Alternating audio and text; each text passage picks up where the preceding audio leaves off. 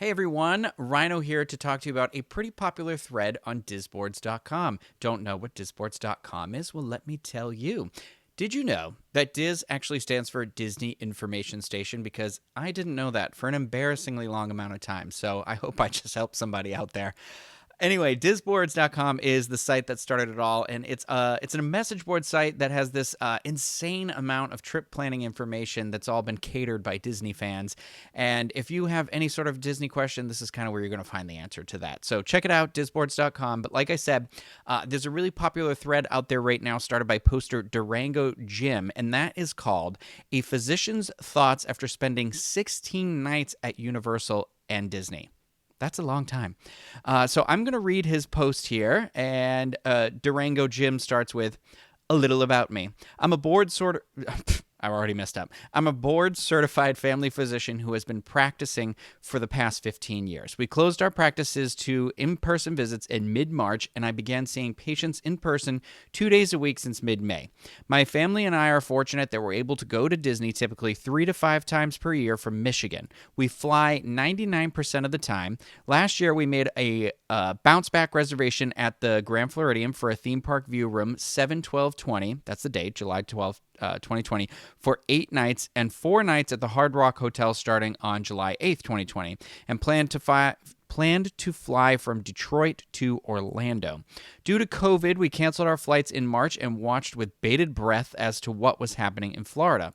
In early July, we had a very frank discussion with our 2 children, who are 12 and 14, about going to Florida and staying at Disney. By this time, Disney had changed our reservations to 5 nights at the Contemporary and 8 nights in a two-bedroom theme park view villa at Bay Lake Tower. We had never stayed at either resort in the past.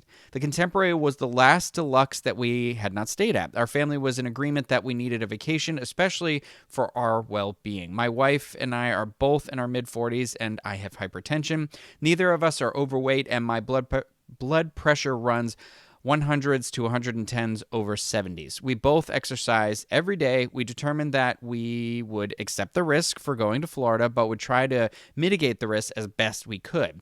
This meant no flights, and we could not rely on Disney transportation, and that we would drive. So these were the hard rules that we would all follow. So I'm gonna keep reading through this. It's a little bit of a lengthy post, but I feel like there's some really good information in here to share. So, number 1, if any of us felt that we were unsafe at the Disney parks, we would cancel our reservations and return home or try to find some other destination to go. Number 2, we would wear masks as often as possibly. We would wear masks as often as we possibly could, even when not required. Number 3, we would avoid situations where people were not wearing masks or following distancing requirements. Number 4, we would use hand sanitizers or wash our hands as frequently as possible. Number 5, we would not touch our faces without having used the sanitizer or washing our hands.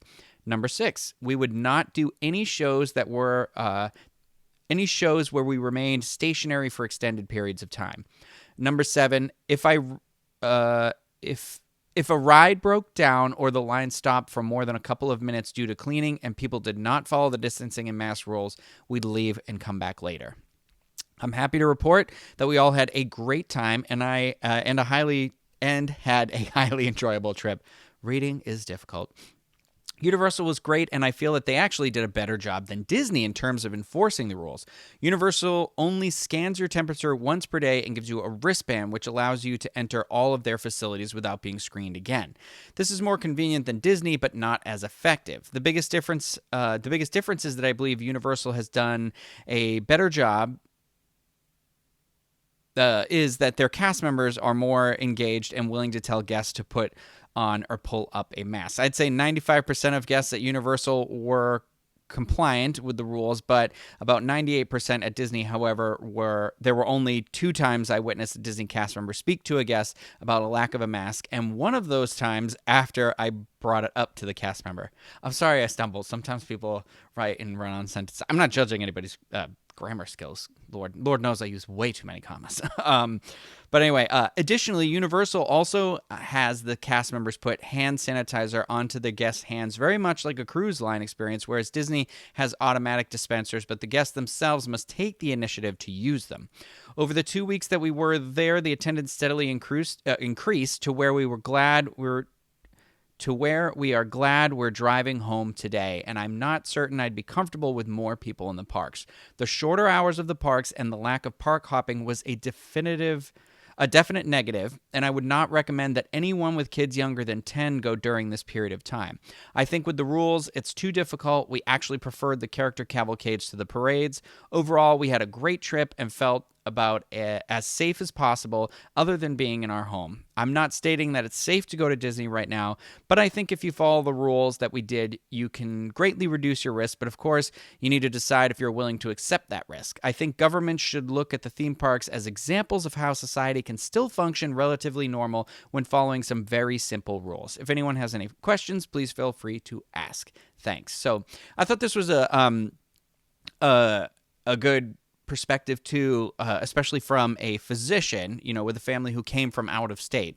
So there were some questions in the board here, a couple that I feel like are relevant, in the thread. So I just want to read some of those. So there was a question from poster Love That Tank, and the question was, I have questions about your drive. We have a road trip planned in the near future. What precautions did you take? Did you bring your own food or do you carry out? Were rest stops open for restrooms? Did you drive the whole way in one day? We were planning to pack food and only stop for gas and restroom breaks, hoping to make it in one day. My oldest son works at City Walk. He said he is required to wear a mask as soon as he steps out of the car. He also mentioned enforcement is strict.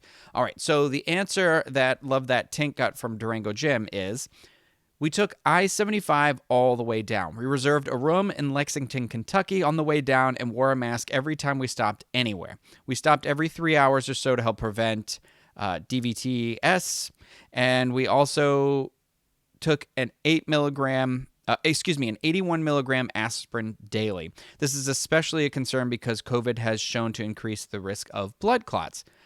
That is incredibly useful information I did not know.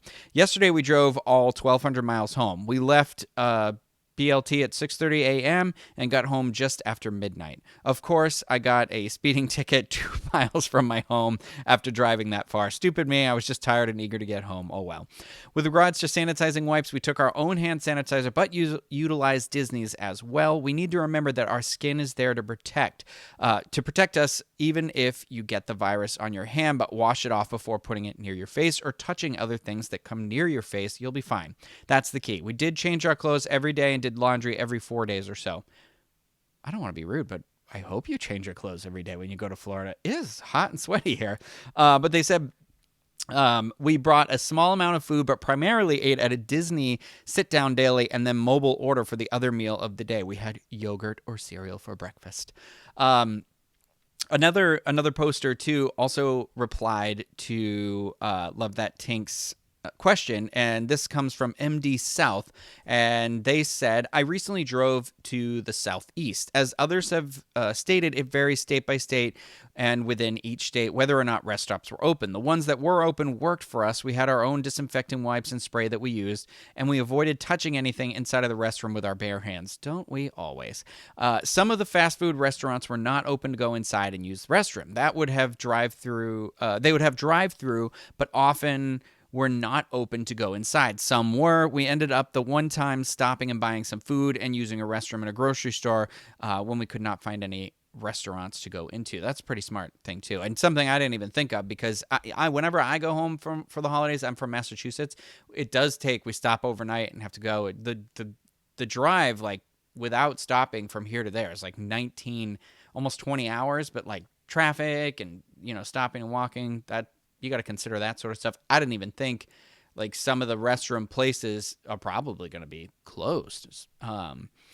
So there was another question that I thought was worth talking about too, and this is from T Stein 12. They said, thanks for the insight. A couple of questions for you. 1, do you feel the need to sanitize, clean your hotel rooms upon check-in, i.e. wiping down, high-touch areas, etc.? Number 2, did you all feel the need to bring sanitizing wipes to the parks to wipe down lap bars on the rides, or was hand sanitizer or hand washing before or after a ride enough? Number 3, did you feel comfortable eating indoors at restaurants at either park? I think we know the answer to that one now, but DurangoJim replied with 1, my wife sanitized the surface of everything in our rooms. Little effort, but big gain. Number 2, see my post above about this one. Number 3, varying levels of comfort at the restaurants. Okay, so I think this is kind of important. They said at Sci-Fi Dine-In, they were comfortable. The Brown Derby, they were comfortable. Skipper Canteen, they were comfortable. California Grill, they said was so-so, a little closer to other tables than I would have preferred. Le Salier, so-so, was also a little closer to other tables than they would have preferred. San Angel Inn was the same, and Finnegan's at Universal, also the same. Tables too close together. Amatista's Cookhouse at Universal, they said not comfortable, too close to others. Surprise, Amatista's. Again and again, that place is just boop. Homecoming, they said not comfortable, too close to others. And Kona, they said not comfortable, too close to others. There was a lot of other conversations in this thread too, but that's what I wanted to share with you. And you can obviously check out that thread for yourself on DISboards.com. You'll find it in the Disney trip planning forums under the Disney trip reports.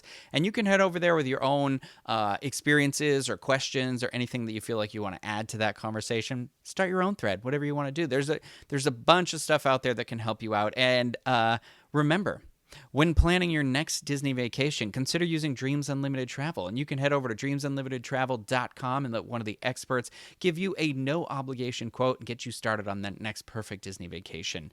So I think that's going to do it for me. And hopefully you like this video. Any sort of questions or comments or anything like that, please leave that in the comment section below. And remember to please subscribe to the channel. Click the little bell button and you will get notified whenever we have new content go up. So you'll stay all up to date. But again, like I said, thank you everyone for watching, and I'll see you next time. Bye, everyone.